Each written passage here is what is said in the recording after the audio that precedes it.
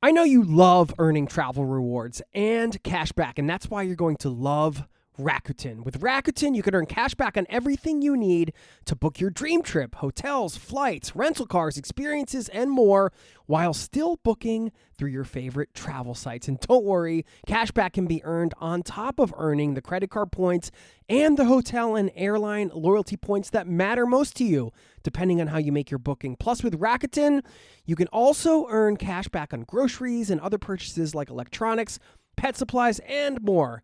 And the best part, you can join today for free and start earning cash back on top of your travel rewards. Go to Rakuten.com or get the app. That's Rakuten, Rakuten. Rakuten, the most rewarding way to shop. It's tax season, and at LifeLock, we know you're tired of numbers. But here's a big one you need to hear. Billions. That's the amount of money in refunds the IRS has flagged for possible identity fraud. Now here's another big number, 100 million. That's how many data points LifeLock monitors every second. If your identity is stolen, we'll fix it guaranteed. One last big number, save up to 40% your first year. Visit LifeLock.com/podcast for the threats you can't control. Terms apply. A part of the problem is our society is so driven to put us in this state of fight and flight that we're always thinking that there's something more important going on, or we have to hurry because either someone's going to yell at us, or we're going to not get that promotion, or we're not a good enough parent, or we make up all these rules that we have to be better, do better, and we never sit down to just, okay, what's really important for me? What do I need? That is today's wonderful guest, Ingrid Alm, who shares some of the principles from her new book. I'll translate the Norwegian title, We Should Have More Time, which is a guide to stressing less, playing more, and living life together. And I think that the principles in this book really offer a chance to perhaps reassess some of our current values. Make sure the new version we have installed right now, so to speak, is aligned with how we're living our lives, or how we want to live our lives in the future. So we take some of the overarching principles from her book and discuss them today. I know you're going to get a lot of value out of this one, and I hope you enjoy it. Let's dive in. Thanks for listening. Thanks for being here, and welcome to the Zero to Travel podcast, my friend.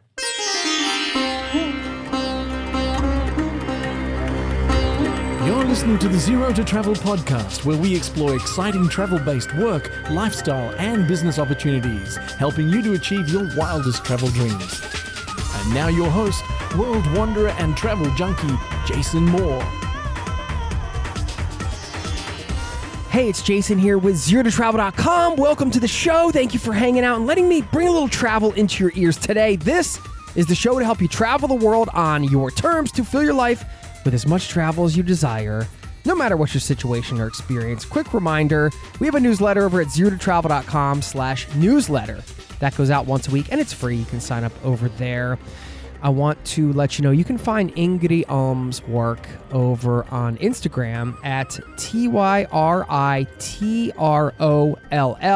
We'll link up to that in the show notes. Couple quick and important announcements before we dive in. First of all, it's with a heavy heart that I do want to let you know, although you may hear some references to Ingrid's recent pregnancy. This was recorded a while ago, and since then, she gave birth to a beautiful boy, Frick, who unfortunately was stillborn. And a very difficult time, obviously, for her and her family. So I just want to take a moment to acknowledge that and send love to her and to her family, and our deepest condolences. On behalf of everyone listening here, we can just take a quick moment of silence for him. Now, let's talk about today's show a bit before we dive in. You know, one of the common terms that people use here in Norway is this idea of the hamster wheel. And that's the sort of the endless running around that is the modern day life, or can be. And I think one of the core values that unites this audience is that idea of an unconventional life. Whatever that means to you, you get to define it? And how do we break out of this hamster wheel situation? How do we get more time for ourselves? Again, going back to what I said at the top, perhaps it's about just reassessing our values, making sure we're aligned with them, and making choices that are based on them. And there's a lot going on in this conversation. We talk about a lot of different sort of overarching themes that can apply to anyone's life, whether you're an individual, you're in a couple, or you're a family unit with children. By the way, if you enjoy this one, I highly encourage you to go listen to my last interview with Ingrid, who had an incredible adventure she took with her husband, her dog, and her son, who was 4 at the time. They walked from Oslo all the way to the Nordkap. Well, they took human-powered travel the whole way, and it's quite an adventure. And I'm so excited to have her back on to share her wisdom and her professional insight and her experience writing this book. And we're going to dive in now. Stick around on the back end. I'll leave you with a quote. Thanks for listening. I'll see you on the other side, my friend. Cheers.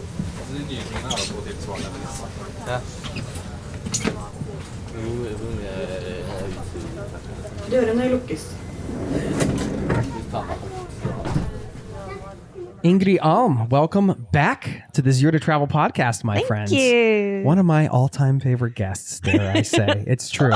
And I feel spoiled because we're sitting in your kitchen, which is super colorful, and you have a super cozy apartment here in Oslo. And you just made me American pancakes, which were like dynamite and way better than what I can make. So congratulations. And I'm like, oh, what's the recipe? You got to send it. And what did you say? I wing it. Yeah, you're just winging it. I'm just like, this isn't even fair. Congratulations on the new book. Thank you so much. Thank you for the invitation to the book launch party, which was incredible. I got to go to one of the local travel stores where you hosted it. Mm-hmm. Your book, of course, in Norwegian, but it will be coming out in English at some point. Hopefully. Skulle Hatt Mer Tid. Yeah. You want to translate that for everybody? We should have more time. We should have more time. We always run out of time. Family guide to stressing less, playing more, and living life together. Yeah. Sort of like a direct translation. I do want to preface this chat with you. I'm so excited. You got so many great ideas in this book. You have like a real unconventional, unique approach to, I think, just to life and some of the different aspects of life. And so I'm excited to like dive into those because they're right in this, within the spirit of this podcast. But I do want to preface it with the idea that this isn't, I think a lot of the concepts in here, it's not just for families.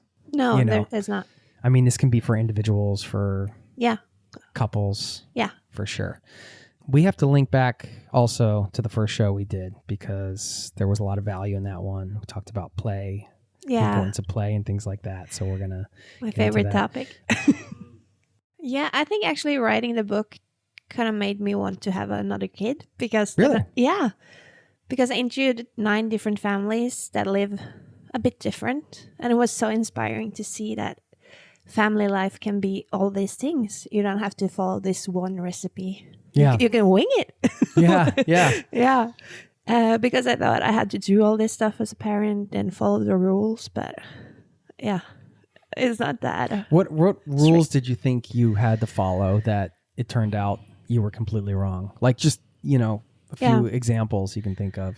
I guess in some ways the American dream or the Norwegian dream, like you have to have a house and a car and 2 kids. No, I'm going to have 2 kids because I want to, not because I thought I had to. Right. You have to work, you have to follow the corporate ladder. Maybe I go on a holiday during summer break, but other than that, you just have to be busy and important, and your well-being and playfulness and rest is not that important. Yeah. I didn't fit in those kind of conditions. I lost myself and I had to find myself some way. And to experience that, family life also can include traveling and include taking a gap year and live in a sailboat or drive in a van down Europe, or you can do a lot of things, and you're not a bad parent for that reason. And I think because of my work experience, it's also easier to see that. I worked in psychiatry and kids psychiatry and in schools. Yeah. And you can also see that modern society isn't just it's not all good. There's also like downsides with the society and the package that gets along with it. So maybe we can wing it a little bit more and like find our own rules for living. Yeah, I appreciate you mentioning your background because that's huge. Because a lot of the points you're making in the book and in your other book too is also grounded in some research and science and psychology and all that kind of stuff. What advice do you give to somebody who is in the phase where they're like, okay, I do feel in my soul that the way society is, like, I don't necessarily fit in with that in a perfect way. You feel like an unconventional life perhaps is maybe more suited to you, but you don't really know how to make up those rules for yourself. I don't know if you guys sat down and assessed your values, and not enough people would even take like a few hours in a cafe or something to just like think big picture. Is my life going in the direction I want it to be going? I mean, do you have any practical things that you would recommend for people to do?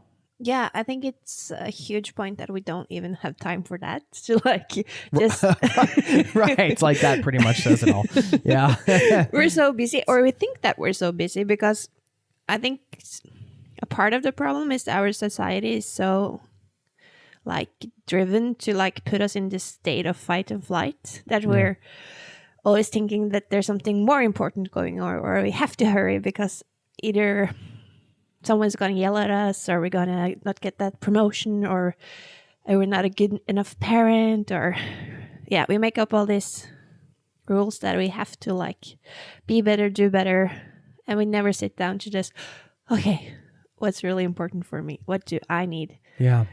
So I guess what the family in the book have in common is they have an epiphany for some reason. Maybe some in the family died, or someone close to them died. And they're like, oh, we're running out of time. Yeah, this is the one life we got. Yeah, we like have a to wake-up call kind of thing. Yeah. And they were assessing their values and, okay, why are we living in this way? What about our dreams? It's not, I think at least in Norway, we're like programmed to think that when we retire, we're going to get all the time and we can put our dreams in the retirement section kind of. But what if you don't get that far, or if something happens, and the dreams you have now is important for you now. So like embrace them. Yeah. And find time for them. So I guess first you have to get in touch with your values again and set some time for that. And the other thing the families in the book had in common, they set a date. Yeah. 2 years time, 1 year time, we're going to do this and this. And the third thing was this playful approach to it. Like it was an experiment somehow. Yeah. We're just going to try it. It's not a big deal. We can always go home. It takes a lot of like stress off of it, right? Yeah. We can turn around. Yeah. Yeah.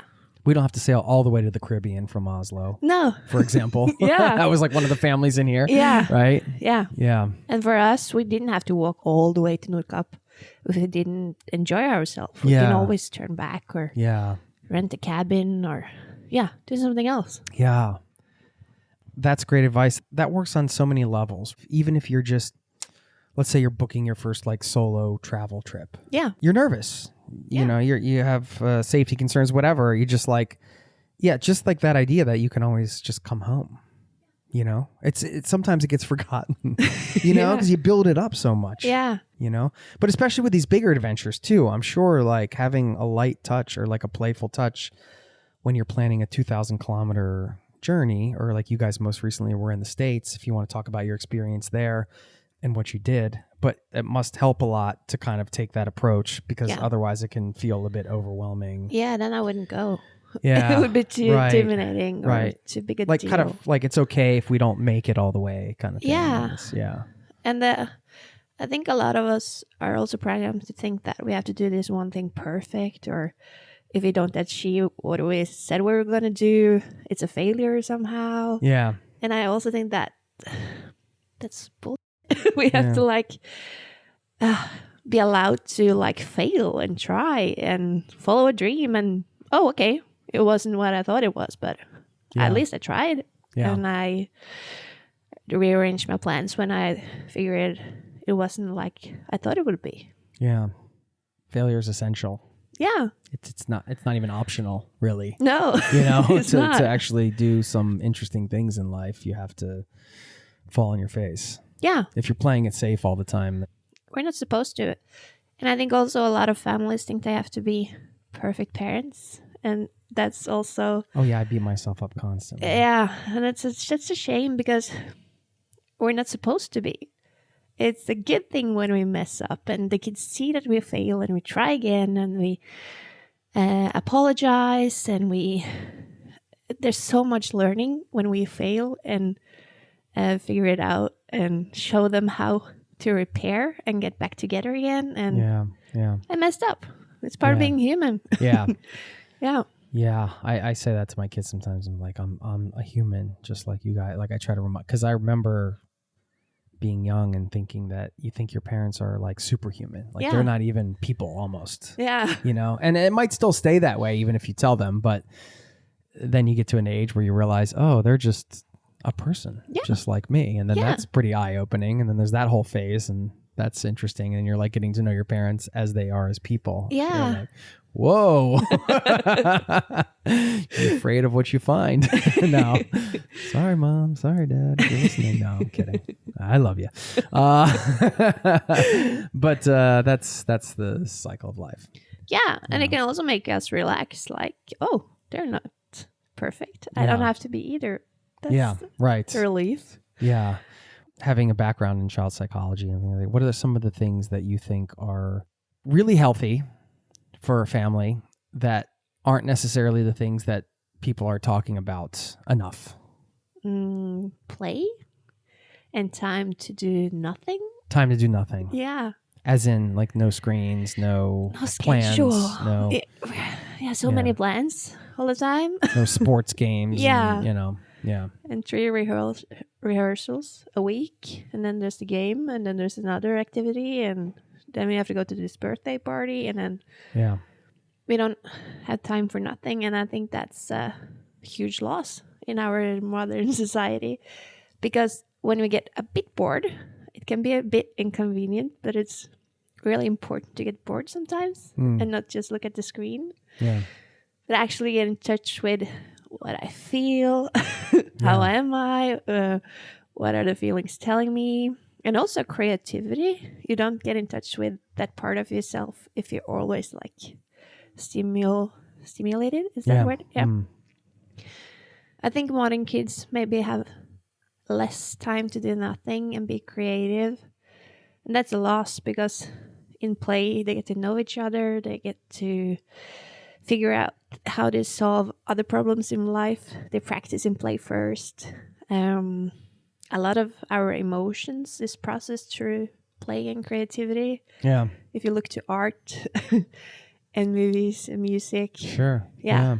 All the big songs is about love or loss, right? Yeah, right. Because we process the emotions in art and creativity and play. If you don't have enough time to do nothing, get bored, and then be creative, we also see that today's children get more anxious because they don't get to process their emotions properly. Yeah. How do you balance the desire to expose your child to something so they can discover their own passions, right? Like a good example is football or soccer, we say in America. Yeah. Right? My kids, they want to play. My son's like way into it. He's got the cards. He's, so of course, like I'm going to take him to the soccer practice. And, Go. But then, when you sign up for that, you're also signing up for all the things we talked about, the scheduled things, the regular practices and all that, which it doesn't take away from anything you're talking about, like the unplanned time and stuff. You can still have that. But it can start to infringe on it in a certain way. Like it's interesting because I have 2 kids. My daughter is just in 2 activities, football and taekwondo. Cool. She's like kicking some serious ass. Yeah. And my son just started football. Yeah. That's not a lot. Like, No. our limit is like, we can't do more than 2. No. But with those 2, it's almost every day something going on. Yeah. There's so and much. then I'm just like, dang it, you know, Yeah, like, because yeah. we appreciate unstructured time, and Yeah. and we will do a thing where we're like, you know what, we're not doing any activities this week, and we just respond no to everything. But there's that balance between like wanting to expose your child, or you could say, like, if people are listening, they don't have kids, like yourself, you know, to different activities and try new things, but not scheduling every minute. Like, any thoughts on that balance? Yeah, there is a balance. And I think we have to like tightrope though. Yeah. We do it all the time here as well, because there's a lot of fun things going on, and there's a lot of play in taekwondo and football, and there's a way of being, like, when it's from your inner lust and when it's fun for you, then it's also play. It's not because someone told me I had to go to this taekwondo thing, Right. but because I want to do it. Yeah. If you just are conscious about it and like put in some time each week for nothing.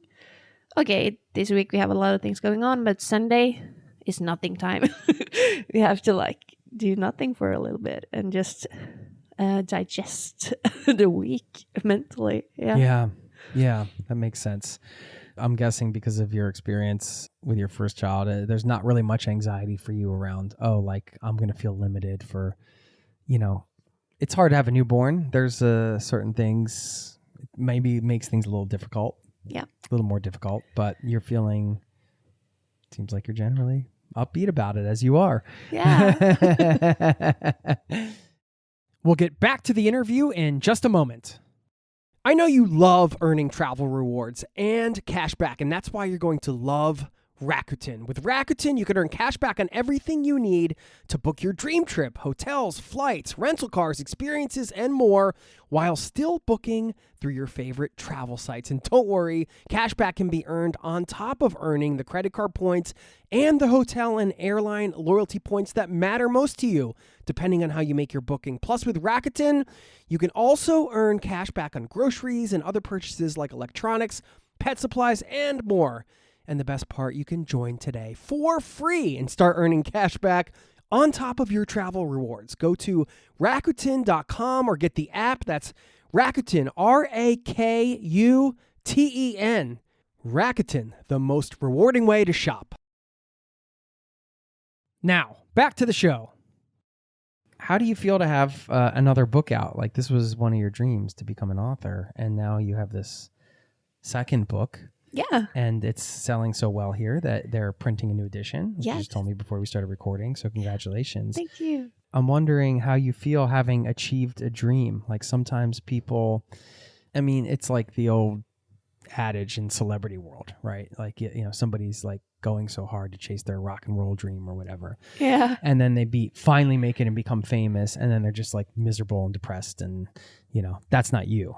Yeah, what's been your experience achieving this dream of becoming an author and like a travel writer, an adventurer, you know, somebody who's providing, I think, immense value to a lot of people here that are taking in your ideas.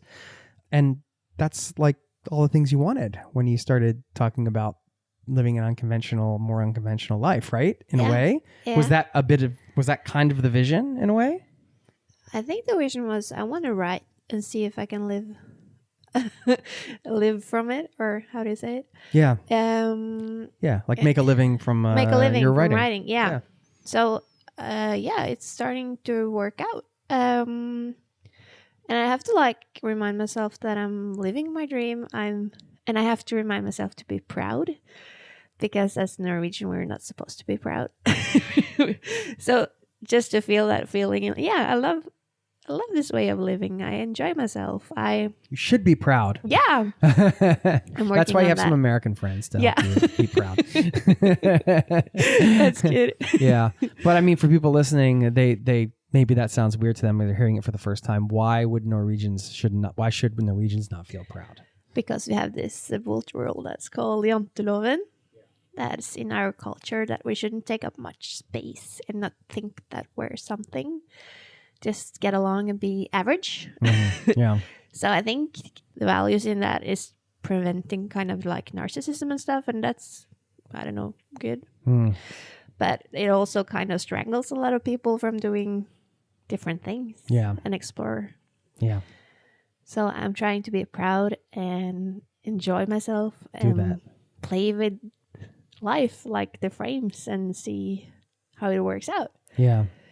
And for me, writing is playing. It's a place where I feel safe and in flow and can express myself and work in my feelings and my ideas. So I'm gonna continue writing and see where it gets me. Yeah. Yeah. Yeah. Like anytime you can find that thing that puts you into the flow state where time just disappears, then it's like keep doing that thing, whether you're making a living at it or not. Yeah. You know, Make it's time a for good it, thing for life. But that's a perfect example of like some of those things we collectively as humans, sometimes we don't make time for those things that are this goes back to what you were talking about before, like the productivity, the need for sort of like being productive and getting things done. And I think in our society, it's starting to become people are a little more aware of this, but I think it has been a problem where people, and I've done this in my own life, I'm speaking from personal experience, like, oh, like I shouldn't, work on this song for 2 hours. Like that's a waste of time. I got these emails to, write and stuff. Strict. Yeah. Or like I'll do it and then I'll feel guilty afterwards because I'll be like, all right, I went into like this whole other world writing this song and it was great, but now I didn't do anything. Like it wasn't a productive day. Yeah. But that's wrong. It's so wrong. Because everything has value. Yeah. And probably those things that get you in a flow state probably have more value. Yeah. Yeah. But we all have to make a living and balance the practical. It's hard. Yeah. I mean, you have a whole section in your book called the system. Yeah. Really. Yeah. This is kind of part of the system, right? Yeah. And I think it's all backwards and messed up. And I think we should value more stuff or more variation of states and variation of work, like taking care of your neighbor or your kids that also have value, and taking care of yourself has value. Yeah.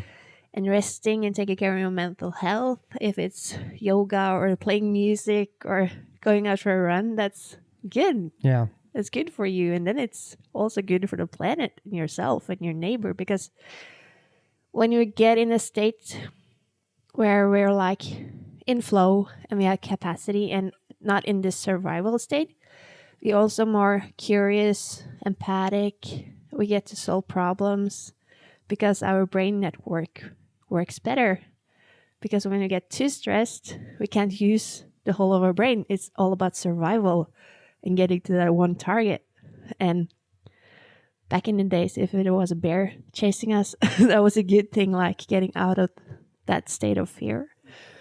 But today it's all the same kind of state can be triggered by an overscheduled week or too many tasks at work. And we kind of lose this state where we're in flow and playful and empathic and see our neighbor in the eye and give someone a smile on the street. We kind of lose ourselves and our connection to the world, basically. What did you guys do on your recent trip to the U.S.? Do you want to share a little overview for everybody listening? Yeah, we have family in Seattle and we studied in Berkeley in San Francisco. Mm-hmm. So the plan was to like walk on foot from Seattle to San Francisco in some way. So we started up in Olympic Park along the coastline.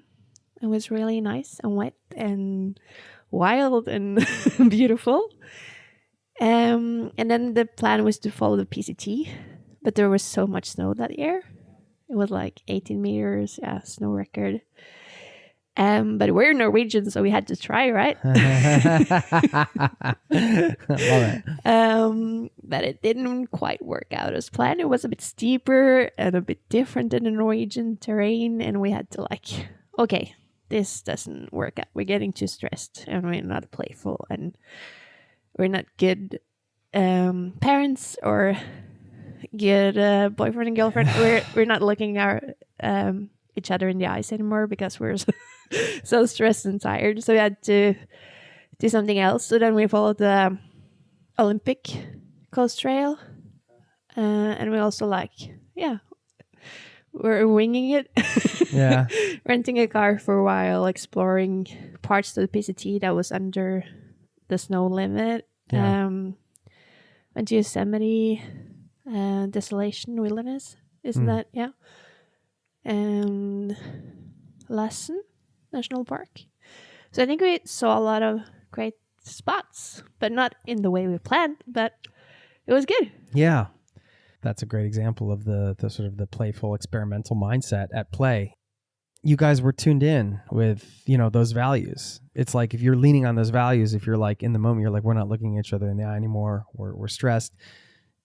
This isn't why we're doing this. We're doing this, not that every moment has to be like play. Oh, I mean, because part of the point is the challenge, which kind of leads me to my next question. How do you distinguish between we're going to challenge ourselves and it's okay to be uncomfortable and push past this because that's where the growth takes place over this isn't fun anymore, Yeah. I guess there's a sweet spot where you're too stressed and a bit stressed. You just feel it. Yeah. Kind of feeling. Yeah. And also we try not to get too stressed at the same time. And I think it's also beneficial that my husband gets stressed and triggered by other things than I do. He's more worried about economy, cars driving fast by us, or that sort of things. I'm really stressed about bears, cougars, the dark, avalanches, serial killers. Yeah. No. So I guess if you're both triggered at the same time, it doesn't work to be a family on a trip, because some of us have to be a good parent and be connected to our son, right? Yeah. So the way we did it is that Ole, my husband, went over to the US first. So he was there for a month to get his stress amount. Kind of get acclimated in a way. Yeah. Yeah. Okay. Get to know the terrain, get to know, we don't have that much bear in Norway. So how do we work this? How do I keep my family safe? Yeah. How dangerous is it really? Yeah. When you because that's what he kind of needed to do that to feel comfortable. Yeah. Yeah. Which collectively makes the dynamic better. Yeah. Yeah. Okay. Yeah. That makes sense. Yeah. Yeah. So altogether we were perfectly stressed. Yeah. Well, that's great. I mean, the idea of just whether it's a travel partner or for yourself or family. Yeah. Being aware of the triggers and then just acknowledging them and being like, just so you know, these are the things that, so when I start, because sometimes I can feed off somebody's energy, if my wife's getting stressed and I start getting, but if I'm more like, oh, I know, like when she's really, I hope she's not listening to, she's not, don't worry. She never listens to my podcast. When she, ironic, isn't it? She's like, I hear enough of you talking all the time. I don't need to listen to your podcast. I know when she gets really hungry. Yeah. For example, when she's hangry and then she's doing something and then I'm just like, oh, she's hungry. Yeah. Yeah. Let's take a break and have some snacks. Yeah. But sometimes I even forget, Yeah. But then when I do what I ask her, I'm like, are you hungry? Yeah. She's like, yes. I'm just like, okay, all right. I'm just going to stay out of the way. Can you have a banana or something, please? Yeah. And then it's just a little more, we can all get hangry, or we have our version of that. Yeah. We all get triggered, and it's so different what we get triggered of and by. And I also learned doing research to the book, we have also this thing called glimmers. That's the opposite. Glimmers. Yeah. So it's something that sends cues to your nervous system that you're safe. Oh, okay. So get to know our triggers and glimmers. It's like a biochemical thing. Yeah. Okay. So triggers. I like the name. Yeah. Yeah. It's beautiful. Yeah. So the triggers sends cues to your nervous system that something is not safe. Yeah. There's something triggering me. I should get in a state of fight, flight, freeze, like something is dangerous. Mm. And that's not always true. There can be some triggers that are really old from your childhood that doesn't really puts you into that state, but you're not at risk. Yeah. Yeah. And glimmers is the opposite. So for me, it's like the sound of bird chirping, for example. when you listen to that, it calms the system. And then when I read about it, it's because back in the days when you lived in caves and stuff, it was really helpful to listen to the bird chirpers because that meant that there were no predators nearby. Ah, okay. Yeah. So the Neanderthal in me will like relax when he hears bird chippering and send cues to my nervous system that I'm safe. So to learn about your partner's triggers and glimmers and your own, so you can like regulate yourself in and out when you get triggered or too stressed, so you can cope. It's a bit of a life hack for us. Nice. Yeah. There's a website called birdsong.fm. Yeah. Have you been on it? You can No. listen to like all kinds of different bird songs. Yeah. So next time you're writing, Yeah. there you go. Go into your glimmer state. Yeah. When you guys did the human powered adventure to the Nordkap and then Yeah. also on the PCT or whatever various times when you were disconnected, I want to talk a bit about like sort of disconnected travel. I thought I read somewhere that you didn't really have a clock or you didn't really look at the time. Was that right? Did you just put away watches? And what was the most amount of time you spent without like knowing the time? I don't know, maybe 5 days. Okay. You lose track and you get, at least in Norway, you get like more obsessed with the light than the time because the time ain't telling you that much. And same about the weather forecast. It was easier to just look up and see what the day brought us than like checking everything all the time. And we were out of service, and it was this great moment on the Oregon Coast Trail. We met this guy from Switzerland who was hiking from Mexico to Canada, and we had been hiking for a while from Canada and south, and it was it was so confused as well. We were like, okay, how long have you been out? Where did you start? And he was like, there was a river maybe a day ago or maybe an hour, I don't know, but you can cross it. So it was really meaningful to just see my own experience in him, but Right. but I didn't actually get any good information.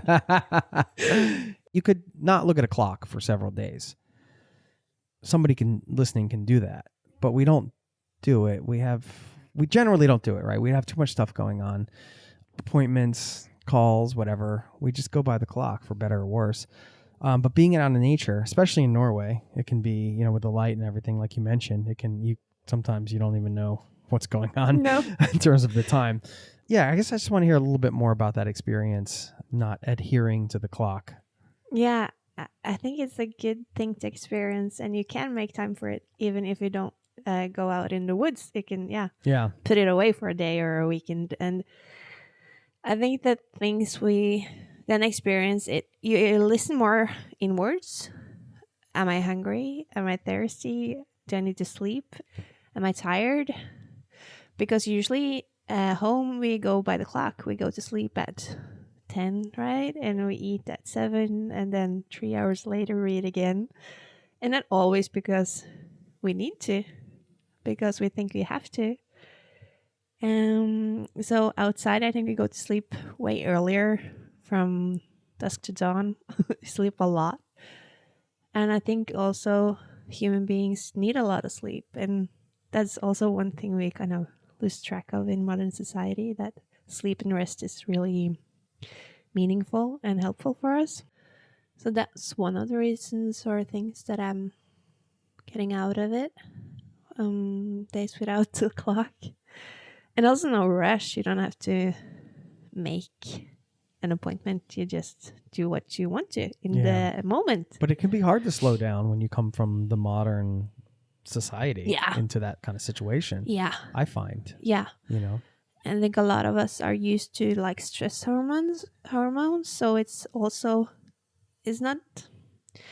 feels a bit awkward to like shift gear or go into another phase.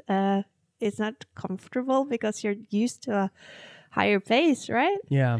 And when you slow down, you kind of get to maybe get the thoughts that you're lazy or should be more productive or Mm-hmm. Yeah.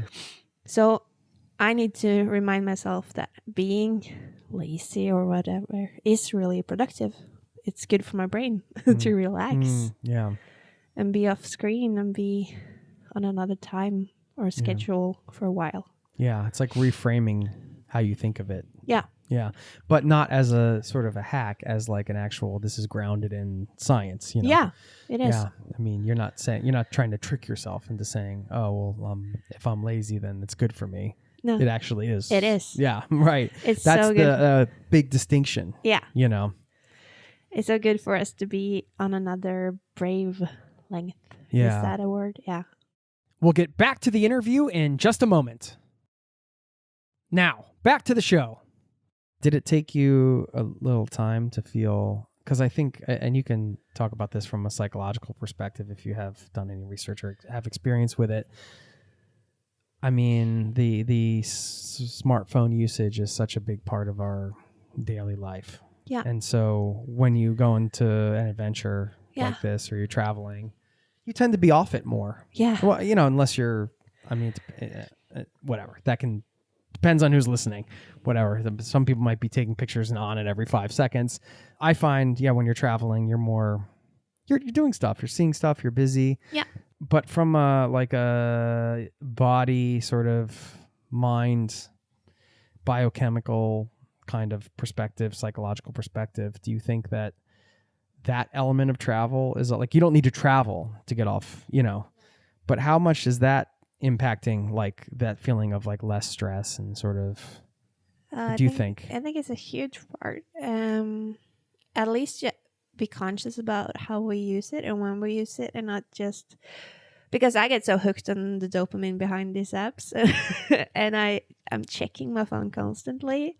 I have to be aware that it's doing that, and I have to take breaks and like schedule a time for that as well. Yeah. On Saturday, we're going to put the phone away. I ask my husband to hide it so I don't find it. Yeah. Yeah. Or we go out of town and out of service. That's the best part, I think. Yeah. Because we talk about it's good to relax if you're like burning out or you had the too busy day, but relaxing, you also have to relax your brain, and a big part of that is putting away the phone and all the stimuli and connect to nature or friends, family, the present moment. Yeah. So I think in my 20s I traveled a lot, and a big part of that was to get away from all this scheduling and all these appointments and just get to be for a while. So now I try to work that into my daily life. And a huge part of that is putting away the phone, and also use the word no more. Yeah, I wanted to talk about that because that was something you put in the that you had in the book. I wrote it down actually. This is like a translation, but we say no more often. It is difficult, but also revolutionary for us. Yeah. To say it's revolutionary for you that's like a big statement, Yeah. In a good way, because saying no more often sounds like it's really positively impacted your life. So I just want you to share your experience and advice around, because FOMO, I think, is what drives a lot of things. Yeah. It can like, go here, running around. It's harder to slow down if you're always afraid you're missing out, whether it's online or offline, I feel. Yeah. For me, a big part of it was bad conscience, or like feeling like a bad person when I said no. Yeah. That was my fear. Like people would think, she's... Yeah. Like I that's would not disappoint cool. someone. Right. Yeah, like that kind of thing, yeah. Like putting too much emotion into like what other people think. Yeah. Yeah. So that also can be like a survival response, because you want to please everyone and don't get yelled at. Yeah. So when I slow down and try to meet my fears and like, okay, I'm not going to die if I disappoint anyone. Maybe that's a childhood fear. I'm not that little girl anymore. My friends are adults and they can handle being disappointed. Right. It's a great point. Yeah. Yeah. So like face my fears basically, and a lot of those fears lies behind the word no, and try to work my life from the state of playfulness and love and empathy more than fear. So I have to stress down and then think of, okay, do I want to do this? Or do I just think I have to do Am I this? doing it like because I feel obligated? Yeah. Which is kind of sometimes a false sense of obligation. Yeah. Yeah. And that's not fair either. I think we should show up when we want to, Yeah. and when we have love to give, not just because we think that it's nice. Right. I don't want nice anymore. Yeah. I want genuine Yeah. engagement and One of the things I was going to ask you, and we've already talked about slowing down, and that's been a part of your adventures and your travels. And I was going to ask you how we slow down in a world that's speeding up. Really, it is speeding up. Like, it sounds like I'm trying to be clever in that question, but it's true. Like, the world is, we have the same amount of time, but it's just with the information and the flow, like our brains aren't made to take in the amount of like information and things, only getting more and more and more. Yeah. You just shared a great one, saying no more often. That's like a practical tactic that people can use. And we've talked about some other things. Can you think of anything else that we might have missed out? Like maybe as I'm talking to you, maybe that's one of the big takeaways here. Like whether you're traveling or not, maybe slowing down is one of the things I'd like for people to come out of this conversation with, and trying to if you have a hard time doing that, maybe you can share a bit more on how we could do that if you have any more tips. And then maybe people listening experiment and play with that and try slowing down for a week and see how it feels, kind of thing. Yeah. You know, I'm doing the same. I do this for myself too. I do this podcast for myself, so this is what I'm taking from it. So yeah. I think it's a practice, and I'm practicing still. One of the things that I picked up from my travels and neuroscience is that I can relax before I do the rest of the to-do list. I don't have to relax after my to-do list. Yeah. Because I thought I had to finish and then do something enjoyable. I think it's part of childhood memory. Like, okay, I have to do my homework and then I can go out and play. Sure. But I'm an adult now. I can rearrange that. Right.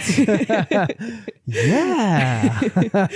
And that's so good for my nervous system. And then I get out of this fight, flight, freeze states and I get back to myself and I can use my whole brain. And then I can use problem solving more easily.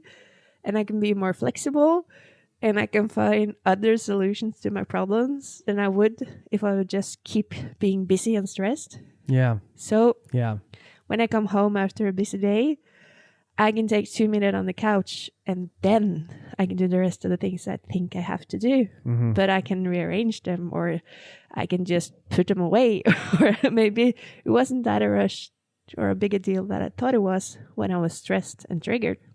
Were the Americans nice to you? How did you find the Americans over there? Were they okay? They were so great. Woo! It surely was. Dodged a bullet there. She's like, get out of my house now. Yeah, they were good? Yeah. They were good to you? All right, that's nice to hear. Yeah, and I think when you travel slow, you have to give people tillit. What's the American word? Permission. Permission. Yeah. You have to trust in them, Yeah. and do the best. And they were so helpful, and we got hiked by beautiful people, hitchhiked, and some of them were so genuine and open and friendly. That you picked up or that you guys hitchhiked? They helped us and drove us to the next hiking point, hiking trail. Yeah. Mm-hmm. Yeah. That's good to hear. Yeah. I mean, what were some of the places that you went in the U.S. that you felt like these are wonderful places to visit? Just curious destination. Well, we're always looking for some destination recommendations. I love the Redwood Forest. Yeah, spectacular. Yeah. The trees are so amazing, and the people along the coast were amazing as well. And also Yosemite and Distillation Wilderness was great. Olympic Park Coast Trail was beautiful. Yeah, it got so much spectacular nature and the starry sky and the friendly people, and everyone was like, are everyone treating you okay? That was the main question. See, I just did it. We're looking out for the visitors. Yeah, you do. Well, there's a good feeling when people have visited your home country and that they had a good experience, something about that. Yeah. You people visit Norway, you want them to feel Yeah. Yeah. We want to be nice to our guests, and that's Yeah. good. Yeah, it is a good thing. Yeah. I just read that the oldest tree in the world is in California, and it's almost 5,000 years old. I didn't realize a tree could live that long. The That's knowledge. mind-blowing. Yeah. And when we were up in Olympic Park Trail, there was this native tribe. I went to this museum. I read about their culture along the big cedar trees and stuff, Yeah. and how they were like talking to the trees before they cut them down, and like taking in their wisdom and the vibration from the trees before. Okay, can we make a canoe out of you? No, the answer was no. We have to ask another tree tomorrow. Like, really? the respect for nature was in their culture in a whole different way, and was Yeah. so interesting to read about. Yeah. Do you think that, because Norway and nature, those go hand in hand? Yeah. You know, people, at least if you're looking at the travel marketing, they definitely go hand in hand. But no, I mean, you guys have a very strong connection with nature, I feel, and it's it's one of the values in society for sure, getting out in nature. Yeah. Do you think that that's genuine? I think yes, in some ways, but when we see at what the politicians do in Norway, it's like, what? I think we're cutting away our heritage, kind of, because we'll lose track or connection with nature. We have a lot of forest, but a lot of forest is just planted, it's not the old growth forest. Right, yeah. We cut it down because we want bigger roads, bigger cabin areas. Yeah, cabins. That's a big problem. Yeah. And also Norway is the first nation in the world to say yes to deep sea mining. And I think that's so embarrassing, because that's like, we don't know enough about it at all. Yep. So I think maybe we Norwegians are a bit superficial. We think we have a lot of nature, but we don't treat it with respect always. I've been trying to figure that out lately. Yeah. After I had I'll call it an incident in my neighborhood where like people wanted to cut down a tree and I was against it, and my wife, and we got into a thing because I was, blocking a little bit of their shade for, a month out of the year or something. Yeah. And it was just a thing that kind of sparked this idea of,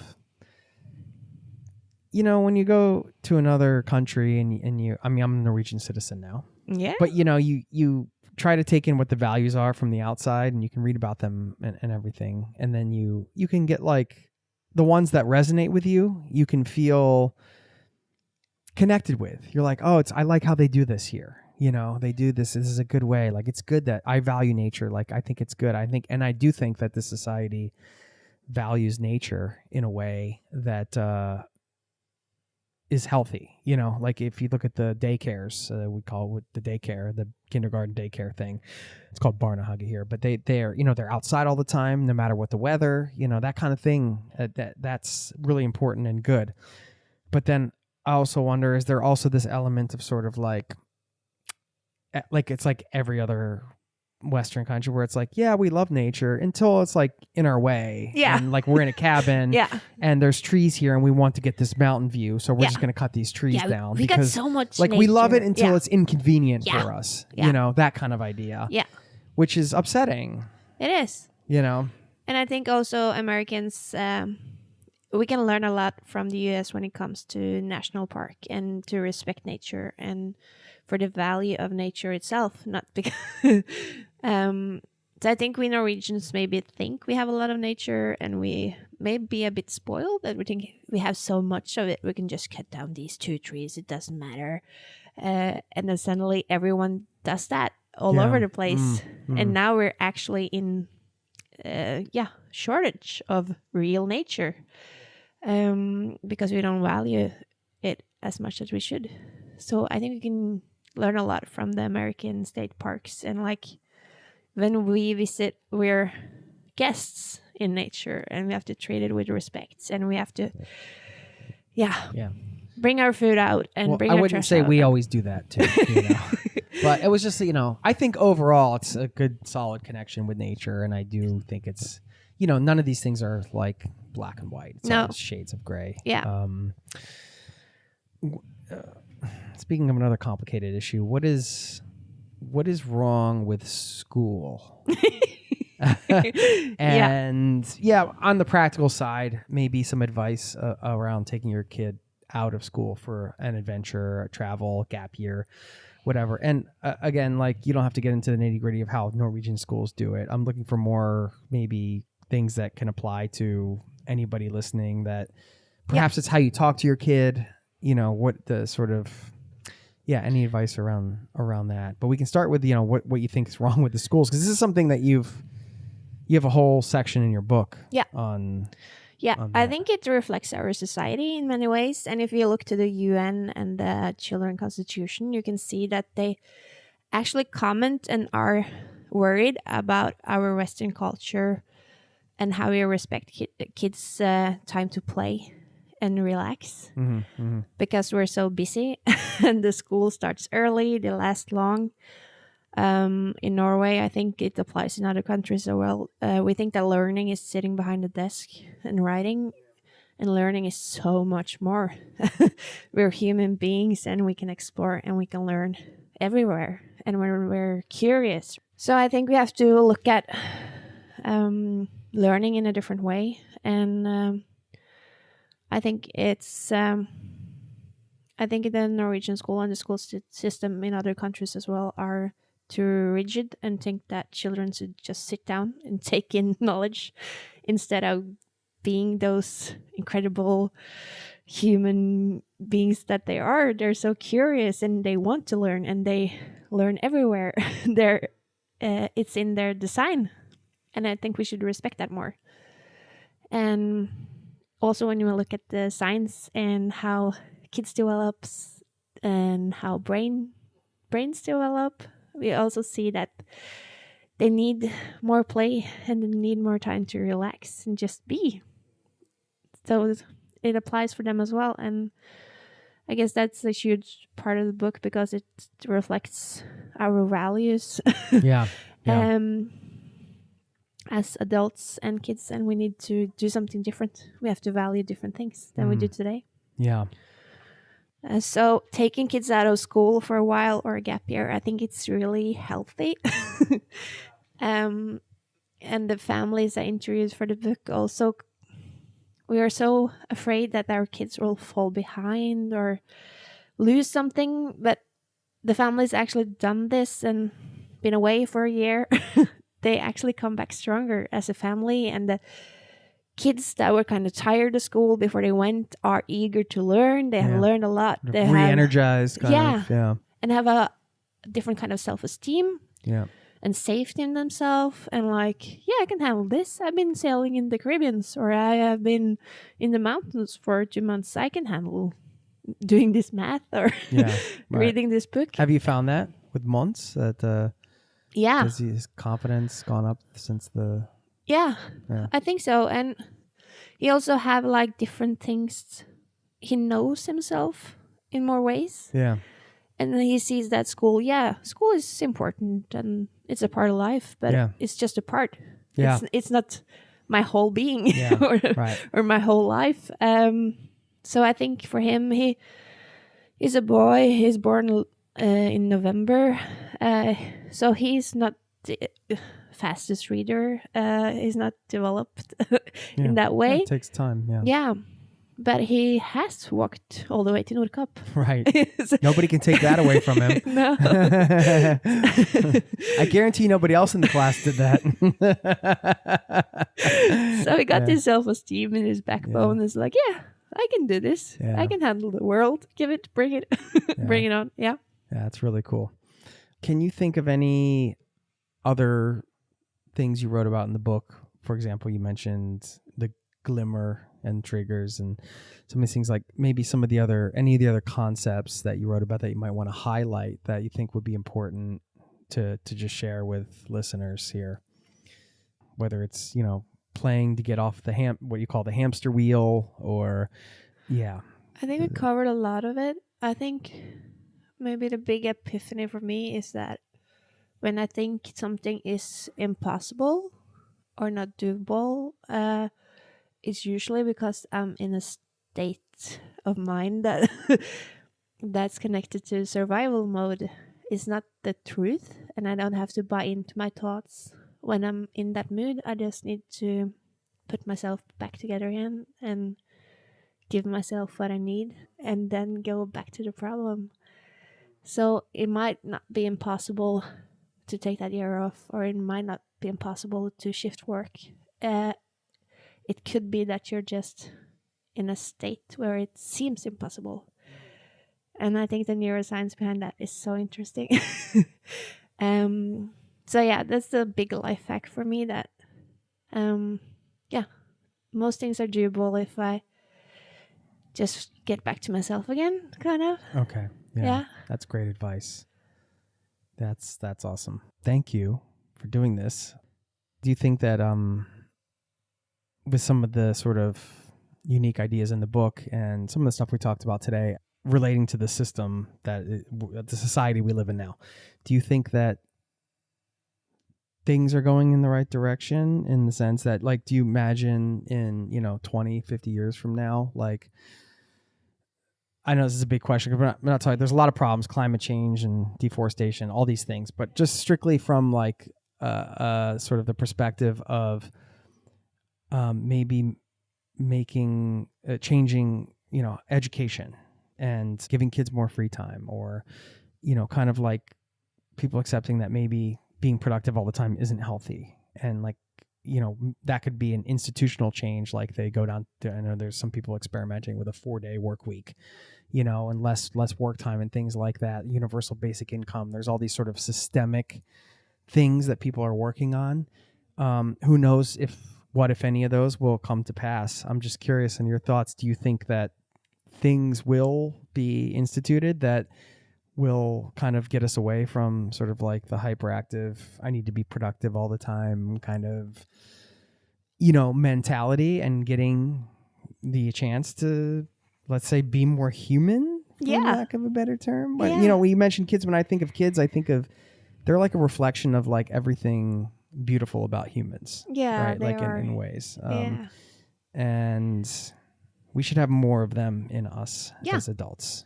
We should Going learn back more to the from play them. thing.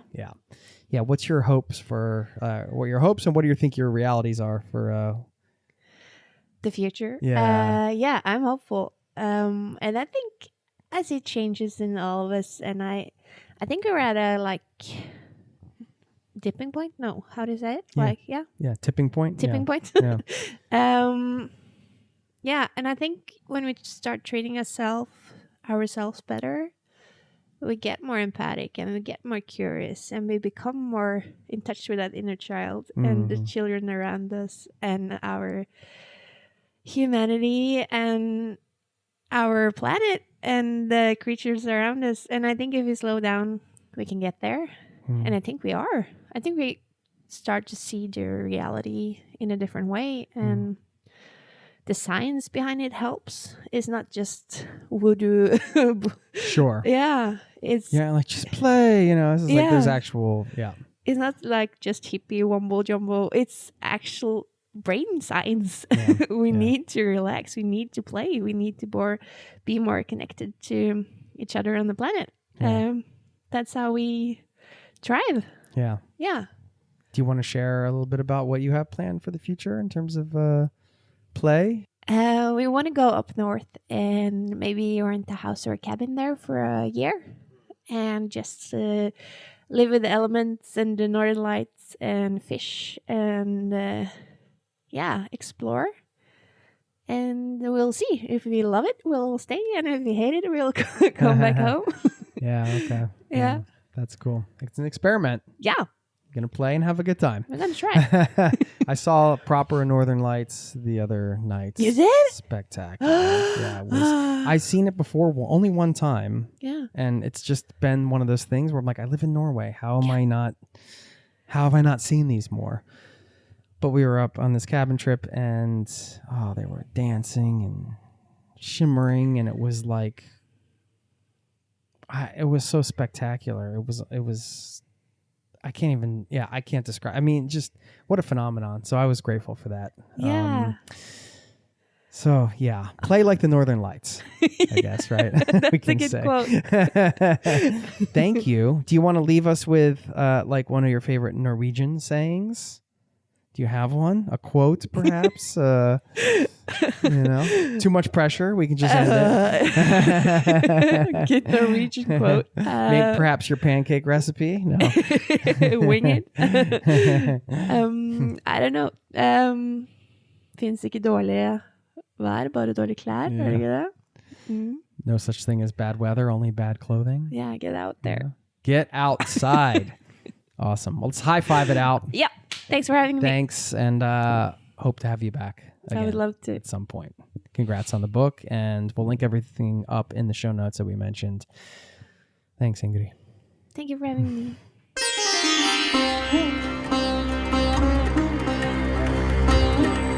There you have it. I want to thank Ingrid for stopping by the show. We got to do that one in person. What a pleasure. And I want to leave you with a quote from her in a moment. First, be sure to check out her Instagram and follow her over there if you want to see what she's up to. And I do want to remind you, we have a newsletter over at zerototravel.com/newsletter. It's free to sign up. Goes out once a week. I just flipped to a page in her book, Skulle Hatt Mer Tid. We should have had more time. And found a great quote right away. Hope this book comes out in English soon because I know you're going to love it. For those English speakers, for those Norwegian speakers listening, be sure to grab a copy. Okay, I'll take it in Norwegian first. She said, Livet ble bedre når det gikk litt saktere. And that translates to life is better when it goes a little slower. So there you go. I'll leave you with that one. Thank you for listening, and I'll see you next time. Peace and love to you and yours. Cheers. This podcast has been brought to you by zerototravel.com. Ideas and advice to make your travel dreams a reality.